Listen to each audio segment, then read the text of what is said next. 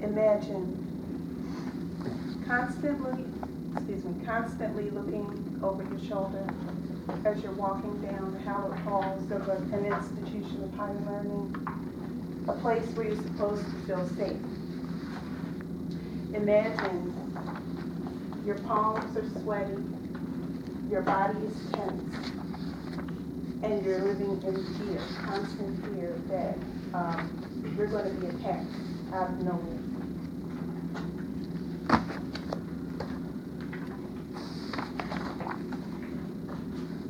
You anticipate at the very, getting tongue-tied, sorry. You anticipate at the very least being called names or laughed at.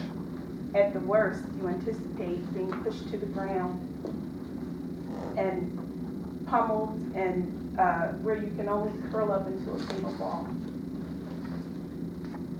And just hope that no bones break on the outside. When all the while, inside, your heart is breaking. This is a very real reality for many of our school children. And the issue I'm going to be addressing today is bullying.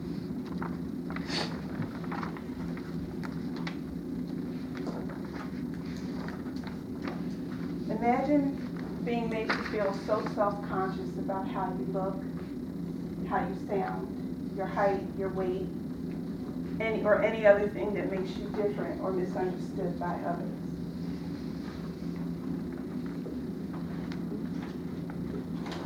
Feeling so self-conscious about it that you pray that you're just able to disappear, or that the floor would just open up and swallow you.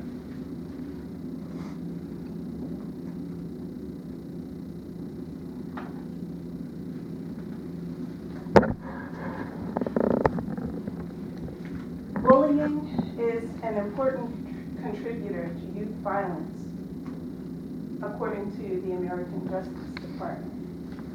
1 out of every 4 children is going to be bullied or abused by another.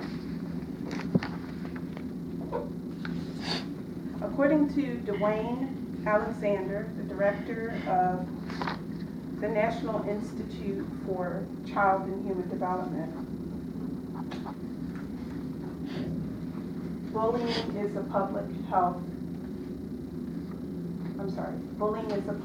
problem that merits our attention. The thing is that people who were bullied as children are more likely to suffer from depression later on as adults, and to have low self-esteem,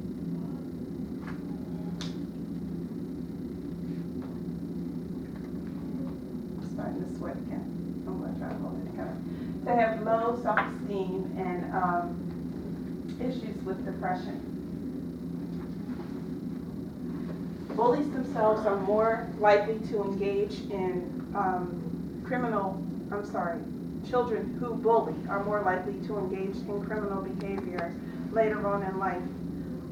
But there is hope for parents who have children that are being bullied.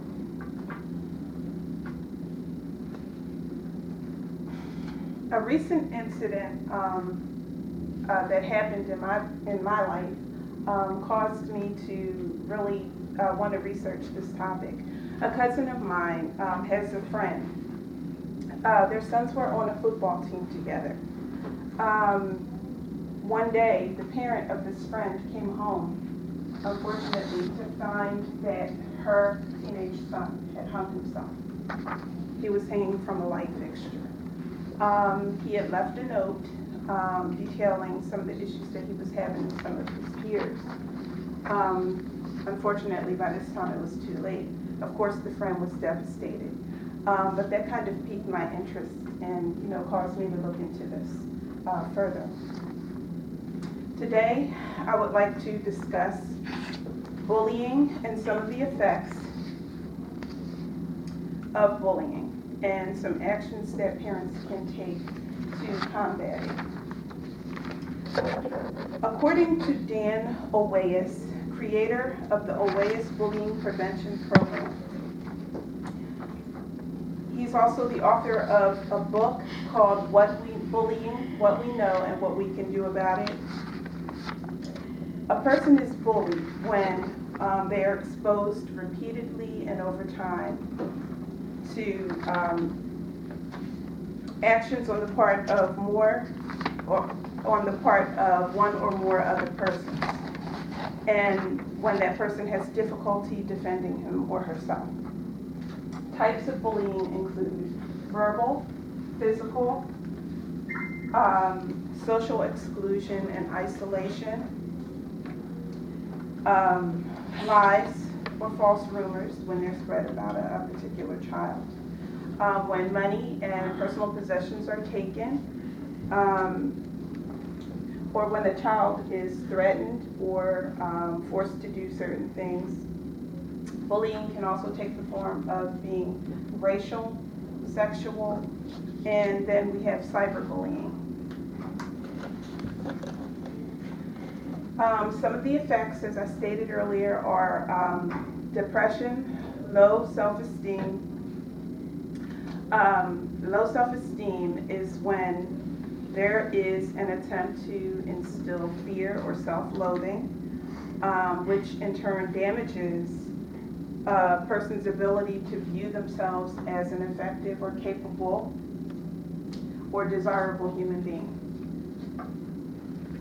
Learning how, another effect of it is that bullying causes you to learn how other people are viewing you as well.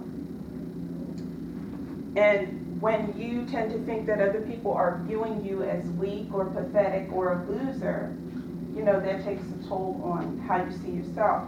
Unfortunately, identity is a social process, meaning that it includes others. Another effect is depression.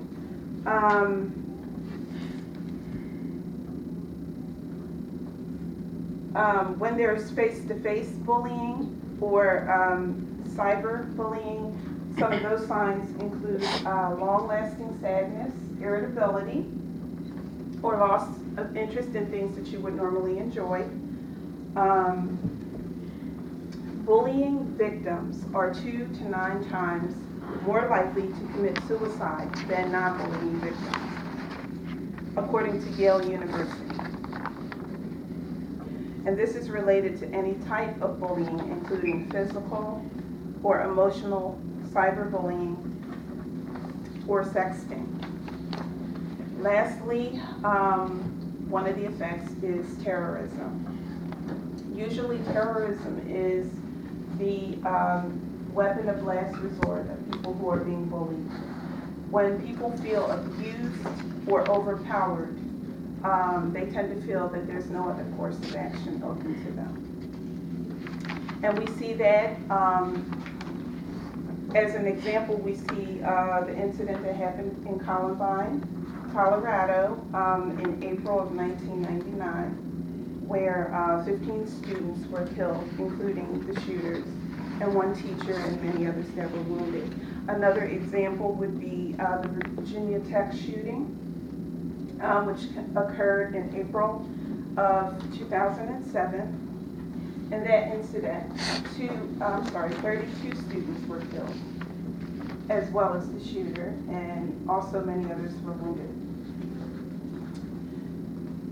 Now that we've discussed now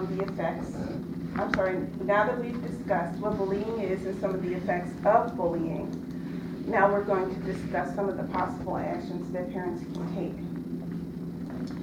The first thing is that as a parent, you shouldn't wait.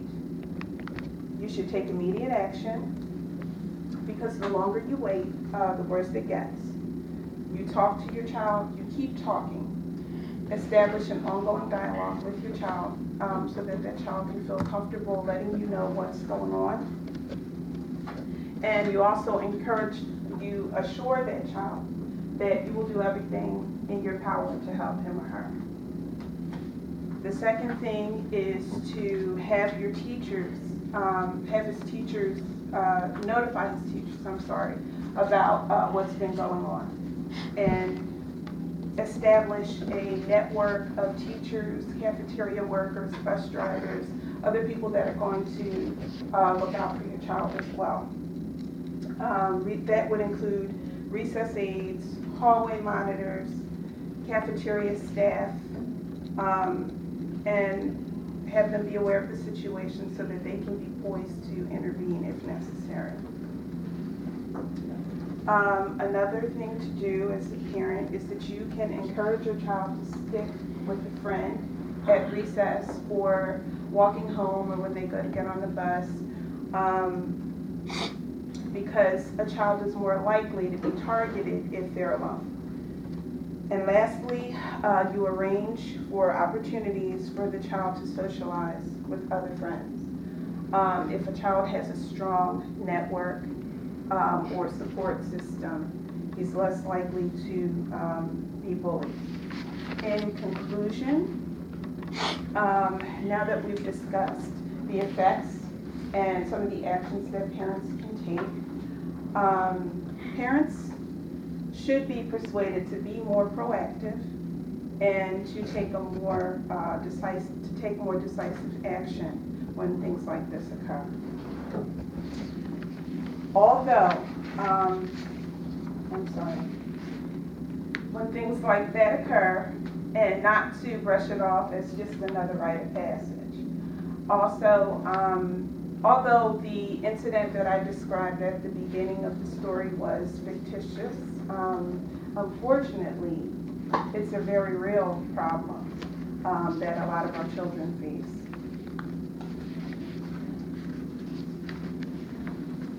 And that was the last thing I had to say.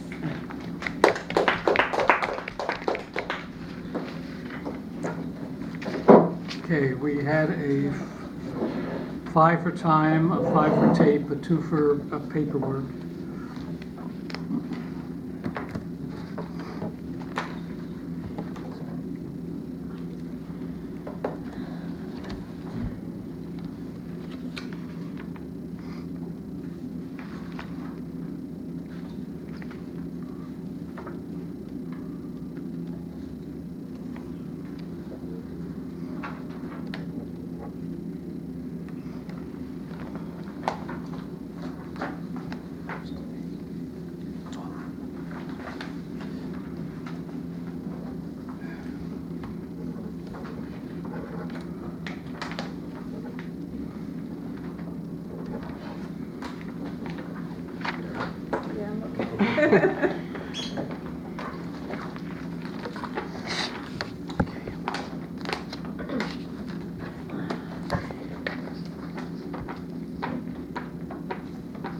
So when you're finished with them, I will collect. You can just pass them around. Thank you.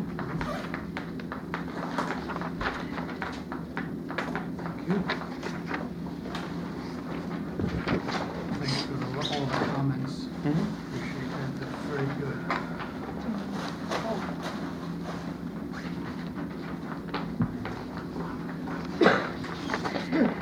I'm gonna get a lunch meat. You want some? No, okay. Thank you. Why don't you take them with you? I'm sure there'll be people who enjoy them as well. Thank you for bringing them.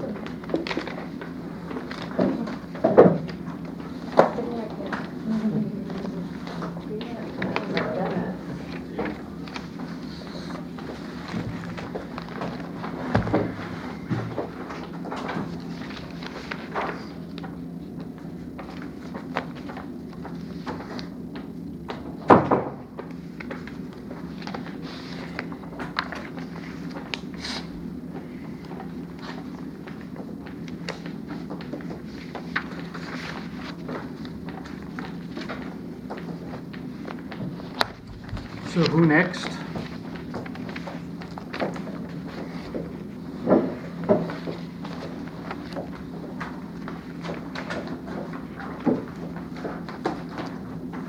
You don't even have a pencil, do you?